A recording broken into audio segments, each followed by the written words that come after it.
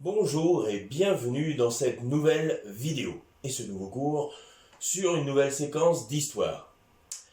Alors en effet, ici on va voir donc de l'État français à la 4e République. Donc notre période s'intéressera de 1940 à 1946. En soi, juste ici, cette petite période. Alors pourquoi je vous ai mis une frise aussi grande? C'est pour vous expliquer un petit peu le cheminement qu'il y a eu jusqu'à cette année 1940.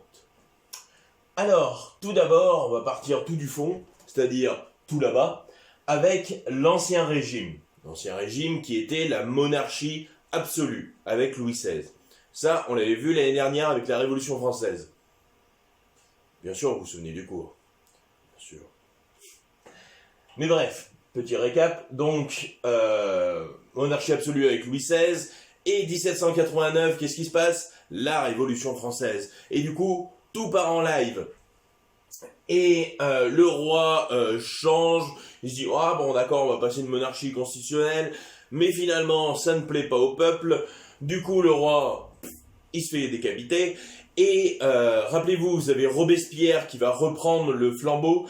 Le problème, c'est qu'il va prendre un petit peu la grosse tête et du coup, ça va partir voilà, en terreur, tout ça. Et à la fin, Robespierre, voilà. De toute façon, à cette époque, ça finissait souvent avec une tête coupée. Donc bon. Mais voilà. Donc après, il va avoir des présidents et notamment un très célèbre que vous devez, à mon avis, connaître, c'est Napoléon. Et oui, Napoléon a été président dans un premier temps. Ensuite, il se fait faire... Donc là, à partir de là, en 1792, apparaît la première République française. Et donc à la suite, Napoléon va prendre le pouvoir et il va se faire premier consul. Et ensuite, il va partir sur ce trip d'empereur. C'est-à-dire que en 1801, il va devenir empereur de France. Il va créer l'Empire. Le premier empire même. Et ce premier empire donc, va quand même durer jusqu'à justement ce que revienne la monarchie. Donc vous voyez, monarchie absolue, Révolution française, Première République, Empire. Là, les monarchies constitutionnelles. Ça veut dire que le roi n'a plus tous les pouvoirs, mais ça reste un roi. Par exemple, l'Angleterre est une monarchie constitutionnelle. C'est-à-dire que le Premier ministre voilà, fait partie de cette constitution, enfin du Parlement. Quand on dit monarchie constitutionnelle, c'est qu'il y a un roi et un Parlement. Et là, justement, vous avez la reine, donc la reine d'Angleterre, suivie du First Minister, Boris Johnson. Voilà, oui, on choisit pas son Premier ministre. Donc bon, qui est un peu du niveau de Trump. Hein. Voilà, je vous laisse imaginer. Et ensuite, donc, vous avez les parlementaires. Donc là, pour le coup, le roi n'a pas tous les pouvoirs. Mais il va quand même avoir beaucoup de tensions, il y a certains rois qui vont en profiter, etc. Ça va partir en cacahuète. Et on repart pour une seconde révolution. Et on va tomber dans une deuxième république. Deuxième république, mais là pareil, ça va vite finir. Hein. La deuxième république, c'est vraiment la plus courte. Puisqu'en fait, on va passer directement au Second Empire. Premier Empire avec Napoléon, Second Empire avec Napoléon III. Oui, Napoléon II, je me rappelle plus. Non, Napoléon II est mort. Oui, il a été tué. Oui, en fait, oui, ils meurent souvent. Enfin, ils seront souvent tués, ces gens-là. Mais bref. Donc, Second Empire, mais pareil, ça finit mal, et notamment avec la guerre contre l'Allemagne. Et cette faiblesse un petit peu, justement, du Second Empire va permettre de voir apparaître la Troisième République provisoire, dans un premier temps. C'est-à-dire, voilà, on met un système politique. Voilà, mais parce que il faut en mettre un. Voilà, on a perdu la guerre contre l'Allemagne, contre la Prusse. Et le problème, c'est qu'il faut un gouvernement, il faut quelque chose, un gouvernement provisoire. On va voir après. C'est pourquoi justement, voilà, on a cette Troisième République provisoire. Et elle va se concrétiser justement à la suite, comme on peut le voir, et elle va durer très longtemps. Bon, elle est assez fragile quand même, hein, comme république. Mais elle va durer, vous voyez, tout le passage entre le 19 et 20e siècle. Elle va traverser la Première Guerre mondiale, la crise de Wall Street, et va s'arrêter en 1940. Donc dans ce cours, nous verrons justement ce qui s'y passe avec le régime de Vichy. Ensuite, à l'intérieur même de ce régime, donc on va voir les modalités de ce régime, on va voir aussi la résistance, et ensuite le gouvernement provisoire avec Charles de Gaulle, qui donnera suite à la 4e République, puis à la 5e République. Voilà pour cette présentation, de cette introduction. Et maintenant, du coup, on va directement passer à pourquoi le régime de Vichy. Alors pour cela, on va voir la carte qui est ici. Donc cette carte de l'Europe. Et maintenant, du coup, on va passer aux questions. Donc en fait, ce que je vais faire, c'est que je vais vous dicter les réponses. Et ensuite, je reviens à la carte et je vous explique. Alors, comme je vous le disais, justement, bon, j'avais pas le cours sous les yeux, donc je me rappelais plus des titres. Donc oui, problématique donc de l'ensemble du cours, comment s'organise la France durant cette période de guerre. Et on va découvrir cela avec la séance 1, l'État français, l'effondrement de la République. Avec l'étape 1, le régime de Vichy. Thème 1, l'invasion allemande. Alors, on va voir justement, je vous montrerai avec la carte. Je vous expliquerai après justement. Oui, ou maintenant.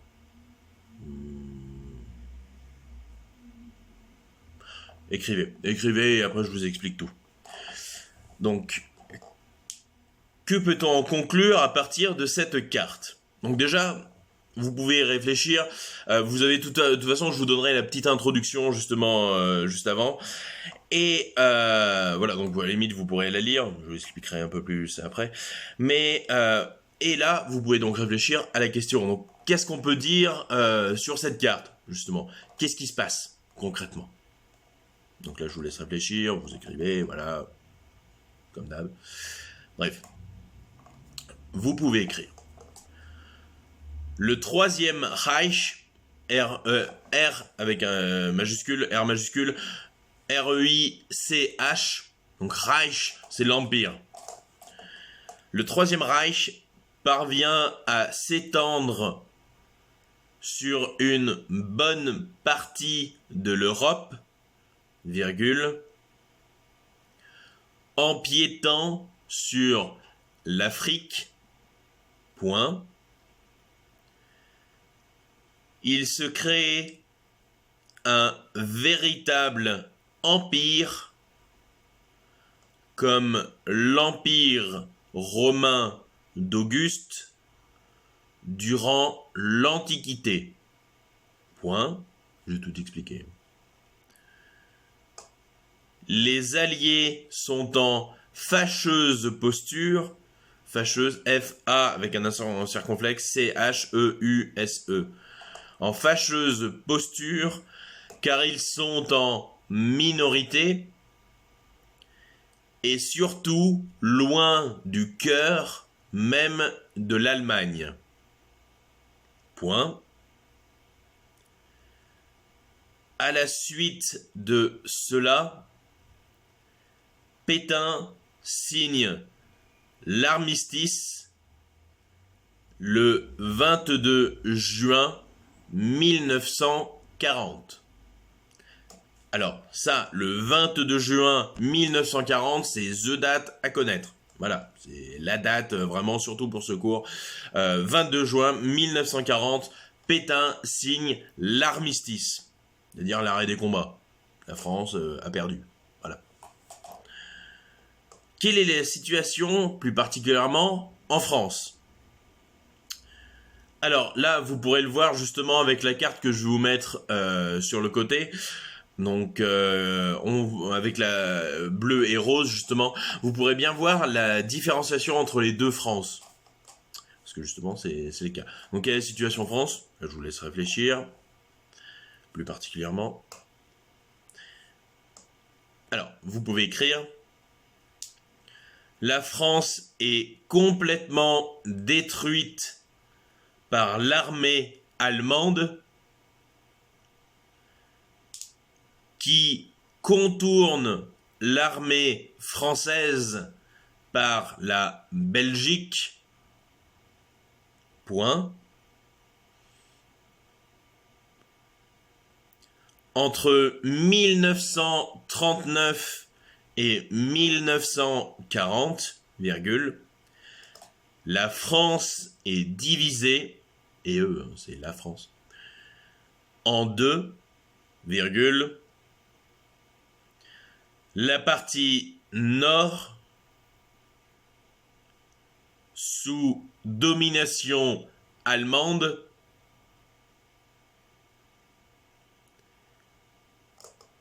et la partie sud plus libre et et le tout gouverné par un seul et même régime, virgule, celui de Vichy, virgule, incarné par Philippe Pétain. Pétain, P, majuscule, E accent aigu, T-A-I-N. Point. Final. Voilà. Alors, moi, je vais retourner à la carte. Alors, comme vous pouvez le voir sur la carte, donc en 1939, Hitler, ça y est, il veut agrandir son territoire. Et pour ce faire, justement, il va conquérir petit à petit. Il ne va pas se prendre d'un coup. C'est-à-dire qu'il va commencer par le sud, les Sudètes, tout ce qui est Tchécoslovaquie, tout ça, enfin, il va petit à petit annexer. Alors, ce qu'il faut savoir, c'est qu'à l'époque, la Tchécoslovaquie, oui, c'était la Tchéquie, la Slovaquie, c'était assemblé. Hein. La Tchécoslovaquie, justement, à l'époque, était une alliée de la France et de l'Angleterre. Bon, vous me direz, là, la France et l'Angleterre, ils ont déclaré la guerre. Eh ben non. Alors, pourquoi, justement, l'Allemagne a dit non? Enfin, pardon, non, les Français et les Anglais ont dit non. C'est parce qu'en fait, ils ne voulaient pas la guerre. Alors, on vient de sortir la Première Guerre mondiale. Enfin bon, ça fait quand même 20 ans. Voilà, même plus, ouais, même 30 ans. Non, 20 ans. Ça fait 20 ans, donc ça, vous voyez, c'est encore dans les mémoires. Non, bon. Et du coup, les gouvernements se disent, non, on veut plus trop de guerre mondiale, enfin, c'est bon, calme down. Et du coup, quand Hitler, il envahit la Tchécoslovaquie, la France et l'Angleterre sont... Ah, c'est pas bien, mais bon, ok. Je crois que je vous ai déjà expliqué ça. Bref, un petit rappel, ça va pas de mal. Et du coup, donc l'Angleterre et la France, voilà, sont... bon, bah, ok. Et là, quand Hitler va envahir la Pologne, alors là, par contre, non. Là, la France et l'Allemagne sont là... la France, pardon, et l'Angleterre sont là... Non, là, par contre, ça passe plus. Voilà, la paix, c'est bien, mais au bout d'un moment, faut pas abuser non plus. Et du coup, ils vont commencer à déclarer la guerre. Ce qu'ils ne savaient pas, c'est qu'ils allaient se faire lyncher. Et notamment la France. Parce que là, à ce moment-là, on va adopter une technique, une stratégie militaire qui est la guerre d'opposition. C'est-à-dire qu'on va dire, je vous déclare la guerre. Allez, venez. En fait, ce qui va se passer, c'est-à-dire la France va déclarer la guerre, mais on reste à nos frontières. On reste sur les frontières françaises et on attend les Allemands. Bon, stratégiquement parlant, c'est pas la meilleure des techniques, parce que bon, comme ça, le pays attaquant a tout le temps de s'armer, tout ça, de venir en force. Ah. Et d'ailleurs, ça va se prouver, puisqu'on va se faire complètement laminer, puisqu'en fait, nous, on va se mettre sur le flanc de la France, donc au niveau de l'Alsace, feu Alsace, qu'on n'avait pas à cette époque. Et on va se mettre sur cette frontière justement et on va défendre. Le problème c'est qu'Hitler, lui, il va envoyer une petite troupe se fighter un petit peu avec ses garnisons françaises. Mais le plus gros de son armée, lui, va passer au nord, via la Belgique. Oui, par contre, il va arriver en Belgique, voilà, enfin... Vous me laissez pas passer, vous me laissez passer, c'est du pareil au même, hein, je passe. Bon, et les Belges, bon, bah, poum, ils sont fait exploser. Et du coup, Hitler, il passe en France, et en fait, il va contourner l'armée française. Du coup, l'armée française, elle doit faire face à la petite armée qui est devant elle, et à la grosse armée qui est derrière. Je vous laisse imaginer la suite, hein, bien sûr. Voilà, poum, pris en sandwich, ça fait mal. Et là, on va complètement se faire exploser, pas mal de morts justement du côté français, beaucoup moins du côté allemand. Et ensuite, Hitler donc, va réussir à peu gagner du terrain jusqu'à arriver à Paris. D'ailleurs, il y a cette célèbre vidéo justement où on voit Hitler défiler sur l'avenue des Champs-Élysées, voilà, qui fait un peu froid dans le dos. Donc voilà la situation justement de la France. Et qu'est-ce que je vous avais dit d'autre? Oui. Ah oui, je vous ai parlé aussi d'Auguste. Alors oui, en fait, justement, donc il va quand même conquérir d'autres pays, tout ça. Vous voyez, il va faire des attaques à Moscou, à Stalingrad, parce que Hitler, c'est un Romain refoulé. C'est-à-dire que durant l'Antiquité, durant l'Empire romain, Auguste était un empereur qui avait, comme je vous l'avais mis, souvenez-vous justement dans la vie... ah non, c'est pas avec vous. Auguste justement avait un vaste territoire qui faisait pratiquement voilà, la Méditerranée, une bonne partie de l'Europe. C'était vraiment l'Empire romain. C'était voilà, l'apogée de l'Empire romain. Et en fait, Hitler, ce qu'il veut faire, c'est voilà, un Empire romain bis. Il veut recopier ce qui s'est passé voilà, en 30 après Jésus-Christ. Soit ouais, voilà, à peu près 2000 ans après. Quoi. Et Hitler, donc, il parvient à grappiller tous ces bouts de territoire comme ça et envahir peu à peu l'Europe. Et la France dans tout ça. Alors, est-ce que ça a marché? Non, bien sûr, sinon... Ah, si, c'est bon. Donc, la France, quant à elle, comme je vous l'ai dit, le 22 juin 1940, Pétain signe l'armistice. Alors, Pétain signe l'armistice, qu'est-ce que ça veut dire, justement? Ça veut dire que la France est défaite. Voilà, c'est la fin des combats. Pétain se rend, en quelque sorte, aux Allemands. Et là, la France va se retrouver divisée en deux. D'une part, on va avoir la France occupée, au nord. Donc, comme vous pourrez voir sur la carte, zone occupée, occupation militaire allemande. Ça veut dire que, justement, voilà, l'armée est là, l'administration est allemande, mais après, ça reste quand même encore français. C'est-à-dire, voilà, Pétain, lui, il gouverne la France entière. Mais l'administration, les militaires vont arriver en Europe, etc., en France, pardon. Voilà, et on va vraiment allemaniser le tout.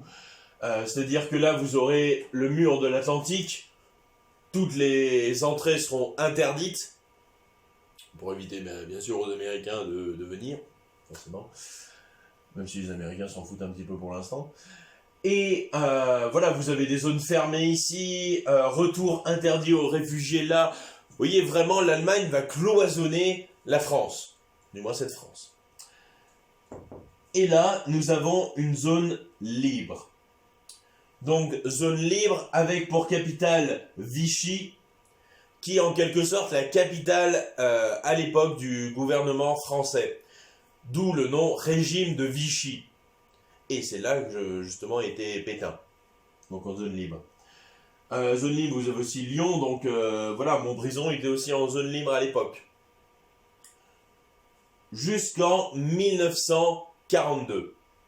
Et oui, parce qu'en 1942, justement, Hitler décide d'envahir vraiment tout le pays. Donc là, il n'y a plus de zone libre, zone occupée, toute la France est occupée, nous avons une zone nord, une zone sud, c'est tout. Et voilà donc pour ce qui est de la situation française. Donc comme vous pouvez le constater, bah c'est pas folichon, hein. Alors, tout d'abord, nous allons voir donc le premier document pour justement comprendre comment s'organise cet État français. Alors, tout d'abord, ce document. Donc, qu'est-ce que vous pouvez me dire sur cette image, justement? Qu'est-ce que vous pouvez m'expliquer à partir de ce que vous avez sous les yeux, justement? Enfin, bon, ici, mais vous l'avez aussi sur vos documents. Donc voilà, écrivez, pensez. C'est bon. Donc, je vais vous dicter. Elle représente des Français fuyant la France nazie, N-A-Z-I-E, pour se rendre en France libre, virgule, délimitée par une ligne de démarcation. Oui, écrivez petit, hein. D'ailleurs, pour tout le truc, hein, écrivez petit. Comme on peut le voir, oui, entre parenthèses, comme on peut le voir sur le panneau, fermez la parenthèse, point, près d'un quart de la population, donc vous pouvez mettre un petit 1 avec slash et un 4, un quart, près d'un quart de la population française se réfugie au sud. Point. Cependant, le passage de l'un à l'autre est étroitement surveillé, comme le suggère SU2G, accent grave RE, le soldat au premier plan, virgule, contrôlant les papiers du couple.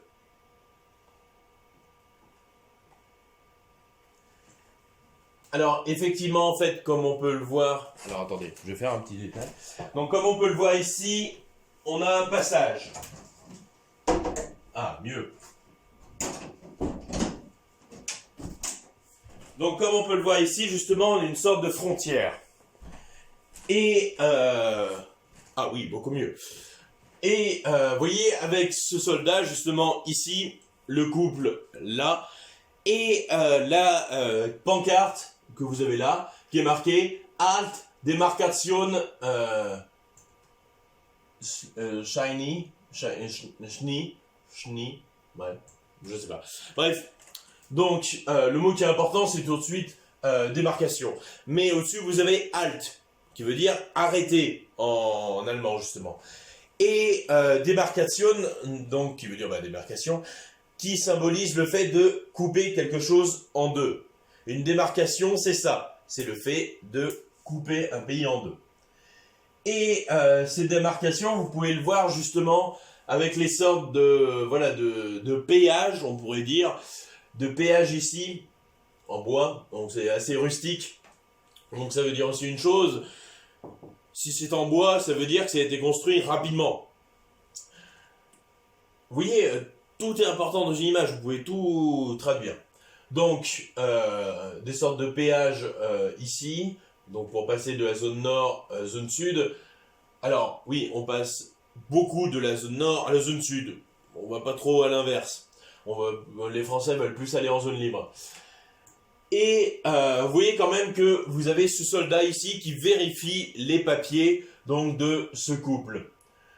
Et vous voyez quand même que c'est assez surveillé. Enfin, le soldat là ici, il n'a pas l'air de vouloir rire. Enfin, ça n'a pas l'air d'être un gentil agent douanier. Hein. Surtout qu'en plus, il vérifie si le couple est juif. Bon, on en reparlera et on en a déjà parlé. Mais effectivement, si par malheur le couple ici était juif, l'Allemand, paf, passez à côté, messieurs, dames, on va s'occuper de vous. Et voilà, donc c'était aussi pour ça qu'on vérifiait que voilà, si la personne était communiste, si la personne était, enfin, etc., etc. Bon. Alors, deuxième question. Alors, deuxième question justement avec le deuxième document. Ah pardon, j'ai oublié de le changer. Tac. Alors, voilà, parfait. Donc, deuxième question. Quelle image cette affiche donne-t-elle du maréchal Pétain? Parce que oui, effectivement, lui, c'est le maréchal Pétain. Alors, vous pouvez écrire, justement, je vais vous dicter. Dans un premier temps, on remarque Pétain. Dans un premier temps, on remarque Pétain. On remarque que Pétain ne s'adresse pas à n'importe qui. On remarque que Pétain ne s'adresse pas à n'importe qui, virgule. Il parle, ouvrez les guillemets, aux Français. Fermez les guillemets. Point. Il parle aux Français. Point. Le doigt pointé vers nous renforce cette idée qu'il nous implique avec lui. Point. Le nom, donc français, hein. Le nom et le point d'exclamation interpellent le spectateur. Point. Le maréchal Pétain souhaite avertir son peuple, virgule, vous écrivez petit, en fait, oui, je viens de penser maintenant, mais bon.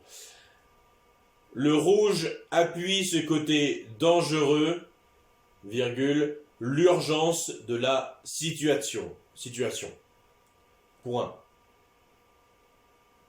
Le, entre guillemets, venez à moi avec confiance, venez à moi avec confiance, fermez la guillemets, traduit une volonté de se rapprocher, avec 2 P, de ses SES concitoyens. Concitoyens, donc citoyens avec, hein. Donc c'est ses citoyens. Concitoyens tout attaché, point.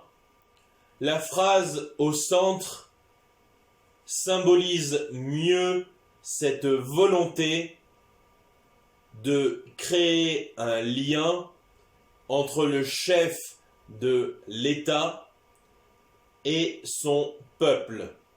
Point. La répétition du, entre guillemets, ni n'est pas anodine car elle martèle la phrase pour accentuer cette union entre Français. Point final. Oui, c'était long à dire, mais il y a beaucoup de choses à dire justement sur cette image. Alors, donc je vais reprendre un petit peu les points pour mieux vous faire comprendre. Donc effectivement, en premier lieu, on peut remarquer ici Français. Et Français écrit en gros. Enfin oui, ça prend toute la place de l'affiche. Donc vraiment, on veut que le regard se porte sur ça. Sur Français. Ah, ça me parle, je suis Français. Donc ça me concerne.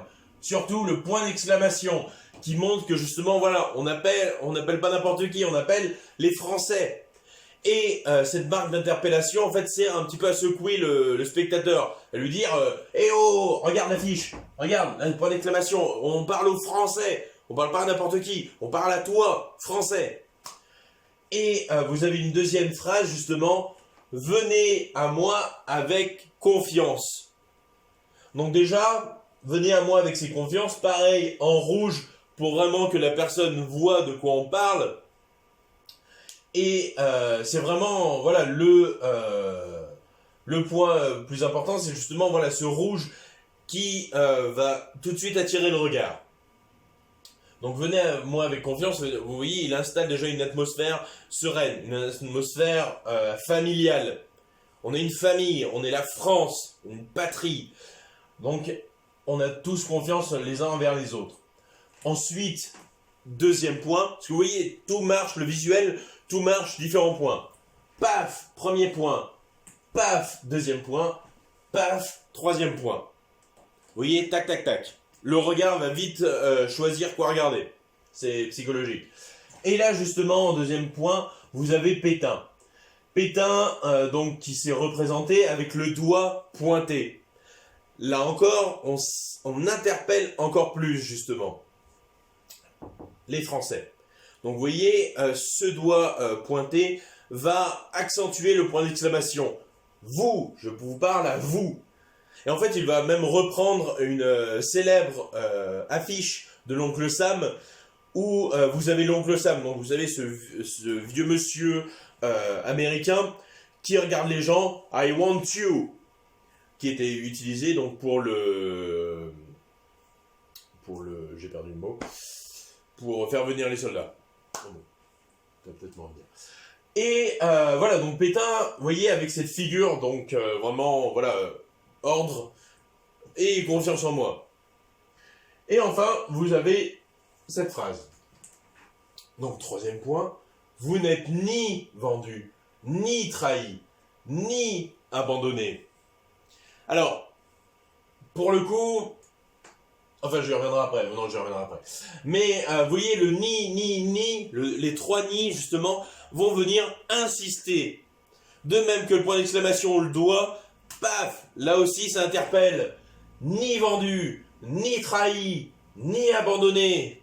Et en plus, rajouter avec le vous.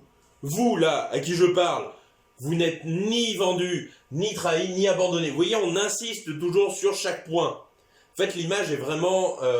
voilà, on visualise l'action, en quelque sorte. Et qu'est-ce que je veux dire? Ah oui, après, en termes de communication, voilà, il s'y prend un petit peu mal, hein, parce que bon, le rouge, ça a une certaine connotation de danger, de sang, enfin, vous allez pas mettre pour faire parler, pour faire dire à des gens, enfin, pour leur faire comprendre une image de confiance, évitez du rouge. Parce que le rouge, c'est quelque chose de sauvage, voilà, il y a quelque chose d'assez, voilà, de primaire. Et c'est d'ailleurs aussi utilisé pour la séduction, le rouge. Pour séduire quelqu'un, on va mettre du rouge, parce qu'on veut que ça, comment dire, ça capte la personne. Et alors que, voilà, mettre quelqu'un en confiance, il leur faut un peu de douceur, etc. Là, bim, on attaque la personne. Et ensuite, le vocabulaire est assez négatif. C'est-à-dire, vous avez, là, on a une double négation, vous n'êtes ni vendu, ni trahi, ni abandonné.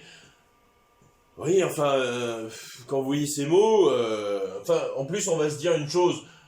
S'il nous dit, vous n'êtes ni vendu, ni trahi, ni abandonné, ça veut dire que le peuple pense que voilà, enfin, vous voyez, cette sorte de rétrospection, c'est-à-dire, on va se dire, ah mais attends, s'il nous dit qu'on n'est pas vendu, ça veut dire qu'on pourrait être vendu. Enfin, vous voyez, les mots sont mal choisis. Vendu, trahi, abandonné, voilà, c'est des mots forts, enfin, assez négatifs.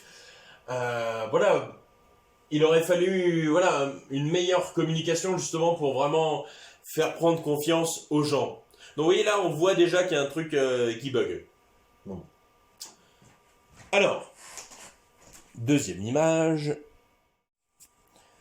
Alors, ensuite, on va voir une autre image, donc, avec la question suivante. Donc, attendez.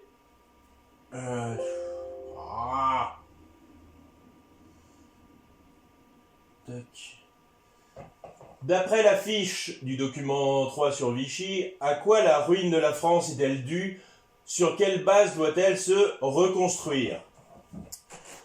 Alors oui, par contre, chose importante que je ne vous ai pas dit, Pétain, justement, quand il signe l'armistice avec Hitler, il en profite justement pour se donner les pleins pouvoirs. Et oui, il va se donner les pleins pouvoirs, donc il a le droit de tout faire, concrètement. Donc ça devient une sorte de dictature, voilà. Et donc il en profite justement, voilà.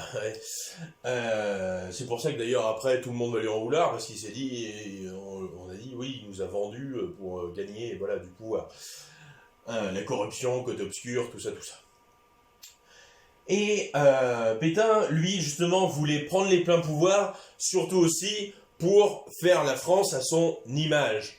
C'est-à-dire qu'il trouvait que la société est décadente et complètement, voilà, que ça parte en live. Donc du coup, justement, il se dit, je prends les pleins pouvoirs et paf, je vais faire selon mes idées et selon mon idéologie. Et ceci, on le retrouve là. Donc je vous laisse répondre à la question, pour le coup, là je vais faire l'inverse. D'ailleurs, je vais d'abord expliquer et après je vais vous dicter et j'irai m'asseoir. Donc, je vous laisse réfléchir, voilà. Et maintenant, correction. Alors, vous pouvez voir justement sur cette affiche déjà Révolution nationale. Bon, je ne l'ai pas mis justement dans la réponse, mais on voit déjà que là, voilà, il y a un jeu sur les mots, une révolution nationale. Révolution faisant référence à quoi? À la Révolution française. Ça veut dire que derrière, il y a ce message implicite qui dit « Eh, vous voyez, c'est comme la Révolution française. » C'est-à-dire qu'avant, ah voilà, ça craignait. Parce que la Révolution française, elle a changé à cause de la monarchie absolue. Monarchie absolue qui était horrible pour le peuple. Et là, on va leur dire la même chose. On va leur dire « Ouais, la situation avant, elle était horrible pour le peuple. Du coup, on fait une révolution nationale. » Vous voyez ce terme de révolution qui est fortement connoté. Et ensuite, justement, vous avez ces deux maisons. Alors, dans un premier temps, déjà d'un point de vue esthétique, on peut remarquer une grosse différence. Ici, vous avez une maison bancale, qui penche sur le côté, qui est un petit peu... c'est une véritable épave, hein, cette pauvre maison, là, il y a des fissures, il y a les rideaux qui sont moitié cramés, le toit qui est en train de partir. En plus, voilà, vous avez la mauvaise herbe qui commence à pourrir le sol, les arbres, bref, les arbres morts. Bref, et en plus, le fait que ça soit penché comme ça, voilà, ça montre voilà, une maison qui est complètement en ruine. Avec comme base un tas de cailloux. Voilà, on a mis un tas de cailloux, pouf, on a mis une maison comme ça et... Et le tout enveloppé dans une sorte de flaque, un nuage rouge. Donc rouge qu'on pourrait symboliser comme étant le sang, la violence. Vous voyez, c'est pour ça que je vous disais qu'avant le rouge c'était pas une bonne idée. Parce que là pour le coup le rouge c'est vraiment le sang, le côté horrible, le communisme aussi. Parce que je vous rappelle qu'on est contre le communisme. Voilà, ça symbolise un petit peu tout ça justement. Et voilà. Ensuite, l'autre maison, pardon. L'autre maison justement elle est complètement différente. Enfin, on a vraiment l'opposé. C'est-à-dire une maison aux couleurs chatoyantes, du jaune, du vert, du rouge, enfin voilà. Ça respire la bonne humeur. Justement, on se croirait dans une maison du Sud, c'est convivial. En plus, voilà, les gens sont heureux, vous voyez, ils sont à la fenêtre, enfin voilà, on se croirait dans un Disney. C'est terrible. Et surtout, en plus, vous avez un feu, enfin une fumée qui se dégage de la cheminée, et comme on le dit souvent, il n'y a pas de fumée sans feu, donc ça veut dire que s'il y a la fumée, il y a du feu, donc soit ils sont en train de se chauffer, soit ils sont en train de manger, dans les deux cas ils sont bien. Alors que là, voilà, on n'a rien. Et on peut voir aussi sur cette maison qu'elle a des bases solides. Vous voyez, les 4 piliers ici, voilà, ils ont l'air robustes quand même, et la maison est droite. De même que la végétation, etc. Enfin, tout est vraiment organisé, orchestré pour dans un cadre bénéfique. De même que autour, on est dans un cadre bleu, avec des petits nuages. Voilà, c'est la bonne humeur, c'est la gaieté, voilà, c'est la bonne ambiance. Bref, donc ça, d'un point de vue esthétique. Ensuite, vous avez un second point de vue qui est au niveau du vocabulaire. Et là, c'est aussi important. Regardez par exemple, on va fonctionner par étapes. Regardez là, France et compagnie, France. Qu'est-ce que ça montre? Ça montre qu'ici, au début, on était la France, la France, on est avec les autres, on est en lien avec les autres pays, tout ça, on est ouvert, et surtout, en plus, on est ouvert aux Juifs. Et comment on le sait qu'il y a des Juifs? L'étoile de David, en haut. Bon, après, je ne sais pas si ce que signifient les 3 points dans l'étoile de David. Il y en a qui le savent. Signalez-le. Et voilà, mais vous voyez, France et compagnie, ça veut dire, ouais, France et les autres parasites, là. Voilà, c'est... Ouais. Alors que là, France, il y a juste le mot France. Voilà. Ça montre vraiment que là, par contre, voilà, on n'accepte plus rien, on est notre patrie. Notre France à nous. Oui, ça peut rappeler certaines personnes. Mais voilà, c'est vraiment un discours patriotique. Là, on est sur une France uniquement basée sur les Français. Oui, là, voilà, il y a enfin si, il y a les petites étoiles ici, mais c'est pas les étoiles justement de David. Et voilà, donc déjà, voilà pour le titre. Ensuite, vous avez les différents mots. Ici, vous voyez, voilà, c'est un peu un bordel monstre. Voilà, les mots sont empilés les uns sur les autres. On a des mots comme capitalisme, radicalisme, parlement, désordre, juivé, antimilitarisme, communisme, etc., etc. Et on remarque que justement, voilà, ce sont tous des mots qui vont à l'encontre des idées, par exemple, américaines. Capitalisme, voilà, c'est purement américain. Voilà, le Parlement, le désordre, vous voyez, c'est des mots, égoïsme, c'est des mots assez forts et qui montrent que, voilà, c'est, la France d'avant, ça craignait. Alors que la France d'après, qu'est-ce que c'est? École, artisanat, paysannerie, légion. Bon, déjà, en plus, j'aime bien le mot légion, parce qu'il fait vraiment, soldat, patrie, c'est la légion française. Oui, il y a vraiment ce sentiment de, on est les meilleurs. Et surtout qu'en plus, ces mots se recentrent. Comme je vous l'ai dit, justement, là, avec le France et compagnie, voilà, on s'écarte un petit peu. Pareil, capitaliste, c'est américain. Communisme, on est du côté de l'URSS. Vous voyez, les juifs, voilà, c'est les juifs. Donc, vous voyez, là, les mots se rapportent un petit peu à droite et à gauche, les influences des autres. Alors que là, l'école française, l'artisanat français, la paysannerie en France, et les légions françaises. Vous voyez, là, en fait, on va assister à à un bloc. On veut se recentrer sur la France. On veut montrer que, voilà, l'école, on va apprendre les valeurs françaises.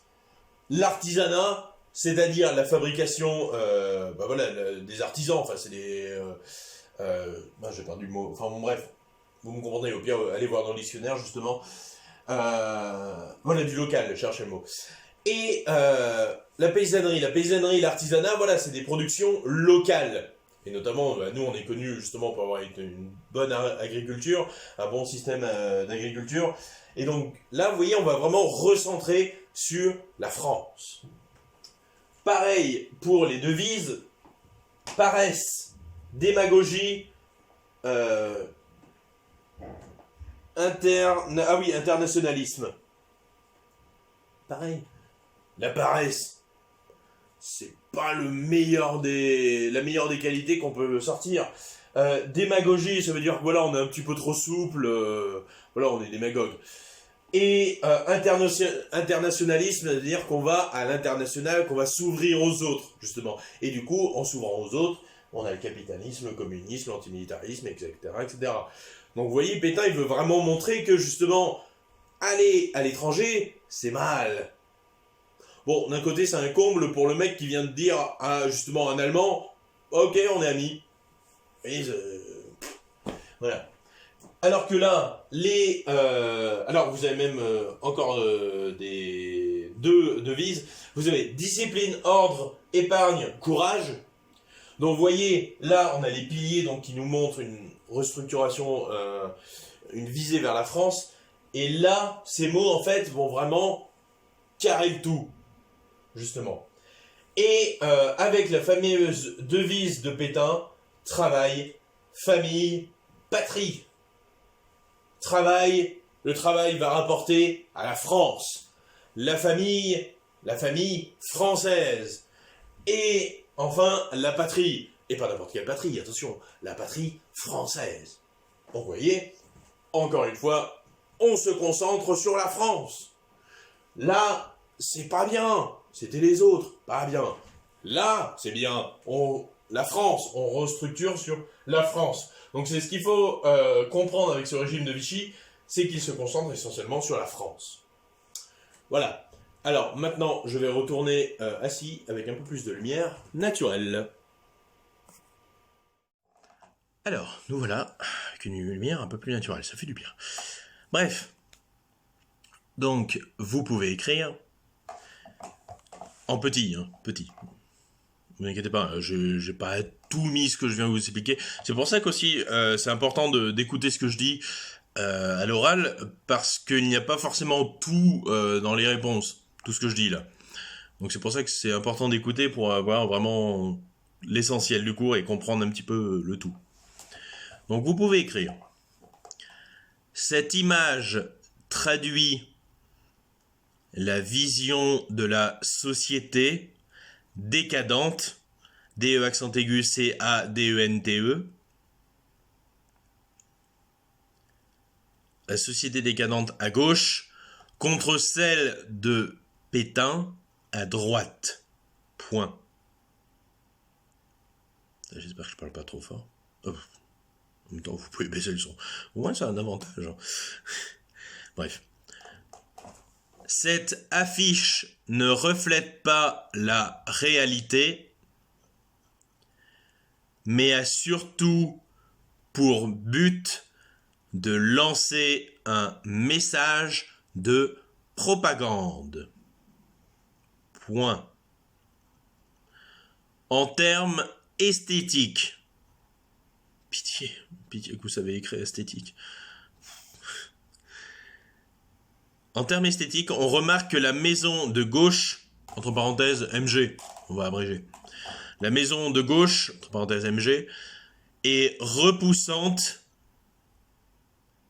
virgule, en ruine, virgule, construite sur un tas de cailloux instables,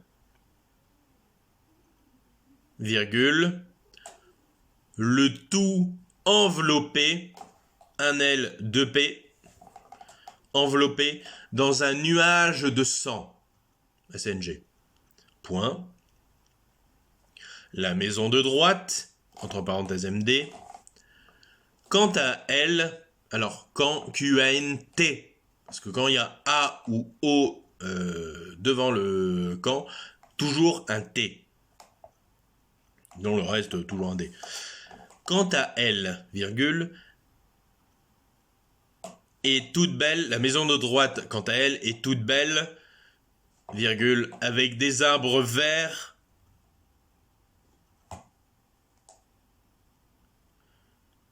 avec pour base non seulement des piliers solides,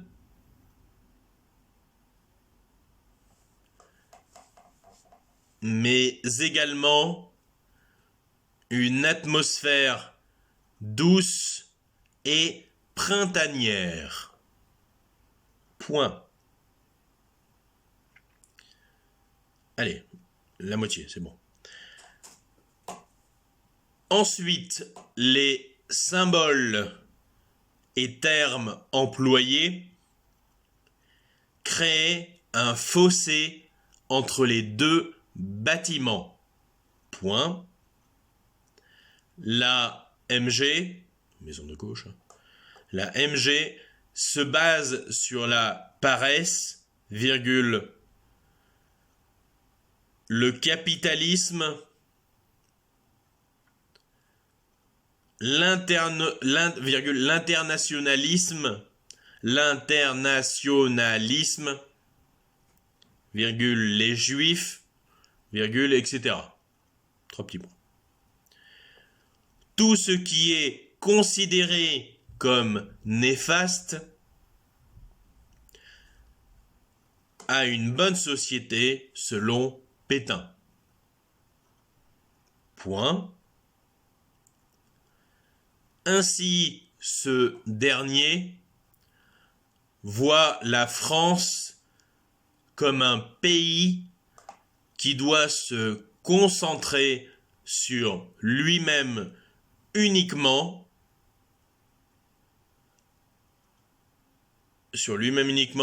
son peuple français, ses écoles françaises, son agriculture française, 3 petits points. Je pense que vous avez compris le traquenard. Tout est tourné autour de la patrie et de sa gloire. Point final. Enfin, tout est tourné autour de la patrie et de sa gloire. Donc oui, on a vraiment une démonstration de ce que c'est Pétain. On est badass, on a les meilleurs trucs, on a la meilleure société, on a des super maisons. Venez chez nous. Bon. Donc vous voyez, on a vraiment cette image de la France merveilleuse. Et que la France d'avant, c'est de la merde, hein, faut le dire. Alors, document 4. Donc le document 4, c'est pour ça que là, j'ai arrêté le visio. C'est un texte que je vais vous lire. Fondé en 1940, le journal La Gerbe... Oui, il porte bien son nom, hein, voilà. Le journal La Gerbe soutient la politique du maréchal Pétain. Les Français sont engagés dans la collaboration avec les Allemands. Peu importe les heurts, donc quand ça se fight, peu importe les heurts, les malentendus, les échecs, les grincements de dents, les désespoirs, les recours à la radio anglaise. Oui, alors, petit détail, je vous l'ai mis en dessous. Pardon. Radio anglaise, en fait, ça fait référence à l'appel du 18 juin 1940 du général de Gaulle. Alors, pour le comprendre, je vous conseille d'aller sur YouTube pour l'écouter. Justement, vous pourrez vous faire une idée de ce que c'est. Je vais sûrement y revenir dans les cours à suivre. Mais voilà, faites-vous déjà une idée de ce qu'est le discours du général de Gaulle en allant voir une vidéo YouTube que je vous mettrai peut-être en lien en dessous de la vidéo. Ouais. Bonne idée. Bref, j'en ai tout, moi. Les grincements de dents, les désespoirs, les recours à la radio anglaise. Nous collaborons et cela est une garantie de vie. Les gens de l'administration, les gens dans les affaires, les intellectuels collaborent. Des contacts, des relations, des échanges de services s'organisent. Cela croît et grossit tous les jours. C'est l'essentiel et le nécessaire, si ce n'est pas le suffisant. Pierre Drieux-La Rochelle, article publié dans La Gerbe le 10 octobre 1940. Alors je sais pas qui a trouvé le nom de La Gerbe, mais franchement, au niveau commercial et communication, c'est vraiment pas ça. Hein, non, voilà. Je vous déconseille, si un jour vous aurez un institut, je vous déconseille de l'appeler La Gerbe. Hein. Ça va pas donner envie à grand monde. Hein. Mais bon, voilà, vous voyez, la communication, c'est important hein, quand même. Selon l'article du document 4, qui collabore et pourquoi? Je laisse réfléchir. Alors, pardon. Travailler un dimanche, c'est terrible. Ne faites pas ça. Bref. Donc vous pouvez écrire. Les collaborateurs sont la France, son administration et ses intellectuels. Point. La France collabore pour reconstruire son pays et éviter de se faire exterminer par les Allemands. Point. L'administration et les intellectuels sont là pour apporter, avec 2 P, un lien entre les pays de façon à apaiser les tensions entre la France et l'Allemagne. Point final. Donc, voilà justement sur cette collaboration. Donc, ce sont les Français qui collaborent. Et donc, dans la France, vous avez l'administration et les intellectuels, comme c'est marqué. Après, ils ne précisent pas que voilà, c'est juste une partie des intellectuels. Voilà, tous les intellectuels sont loin d'être avec Pétain. Hein. Mais bon, voilà. Il y a ce petit discours un peu propagandiste. Ce petit discours un peu propagandiste qui justement voilà, va dire oui, vous voyez, l'administration, dans ceux qui vous gèrent, les intellectuels sont avec nous. Vous voyez, enfin, alors que en fait c'est du pipeau, hein, ça se trouve la moitié des intellectuels n'étaient vraiment pas pour Pétain. Enfin, je me suis pas plus renseigné que ça, mais ça m'étonnerait non plus qu'il y avait une foule. Hein, bon. Et surtout, alors pourquoi justement est-ce qu'on collabore ? C'est évident pour sauver sa peau. Parce qu'après, le problème de Pétain, dans lequel il va se trouver, parce que bon, il y a 2 choses à dire. La première, c'est que bon, on va pas trop le victimiser parce qu'il en a un peu profité. Mais quand même, il était dans une situation délicate. C'est-à-dire, c'était soit on continue la guerre, et du coup on se fait exterminer, et du coup la population française se fait beaucoup, enfin, une grosse perte de la population française, de gros dégâts, etc. Et à la fin, la France sera quand même occupée. Ou alors, s'allier à l'Allemagne et calmer les dégâts. Alors, après, c'est vrai que Pétain, on peut pas non plus dire qu'il ait fait le super choix, parce que quand même, après, il en a bien profité. Donc bon, voilà. Alors, après, justement, qu'est-ce qui serait passé si Pétain avait décidé de continuer la guerre ? On ne sait pas. Mais d'un côté, cette alliance a permis à la résistance de se former, c'est-à-dire de mettre un petit peu un calme. Bon, voilà, toute mesure donnée. Hein. Ne dites pas que, voilà, j'ai dit que Pétain il était cool. Hein. Non, non, non, non.